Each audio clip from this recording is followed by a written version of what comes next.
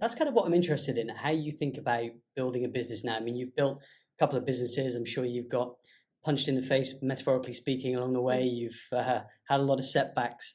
So when you had this initial kind of eureka moment, you think, hang on a minute, this thing doesn't exist. You were scratching your own itch. You were trying to solve your own problem. How did you go about kind of validating whether this was a good idea instead of like go, okay, I'm going to chuck like 100 grand at this, I'm going to hire some people, I'm going to build the thing and then hope Mm. it works? Like, what was that next step to kind of validate? Mm-hmm. So having worked years in experimentation, and what conversion experimentation really is user research plus experimentation, that process and stuff as well. So super familiar with all the user research methodologies, anywhere from lean startup to jobs to be done and everything in between.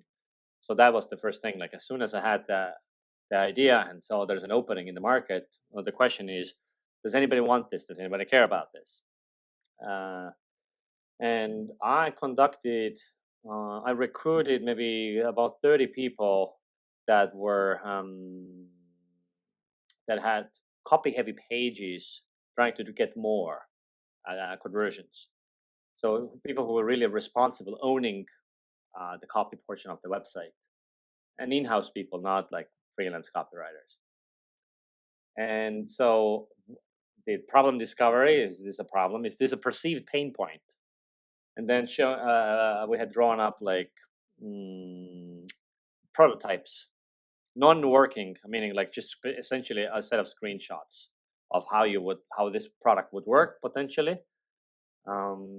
And we show them then the prototype. They're like, hey, would this solve your problem? What do you think? What else do you want it to do? What are you wondering about? 1,000 hesitations, things like that. And it was interesting to see. We got like a really good, overwhelmingly positive approach, like feedback. Not everybody wanted it, but majority said very good things. And also the type of things that they wanted the tool to do, it was like there's clear patterns. Oh, so then we had our first product roadmap. Okay, in order to go to market with this before it's market ready, it needs to do all these things. And it took us a fair amount of time. I want to say it took us about 12 months or like 11 months from the interviews to first private beta. We made our first dollars. So interviews were in February and December of 2019. We made our first dollars and learned all the things. And then May 2020 was like the actual public launch. We're like, here we are, use our product.